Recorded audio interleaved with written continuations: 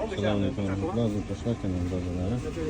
Yana bitta katta yo'limizni Farg'ona viloyati Uchko'prik tumani Kenegas mahallasiga olib keldik. Xohlasa yuzib ishlatib berdik. Belanma ko'mirlarda betofni jarelka.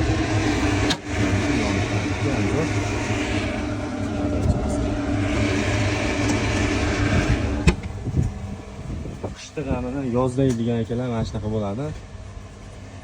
Yoz bo'lmasdan qishda g'amini bog'lasiga qo'yishyapti.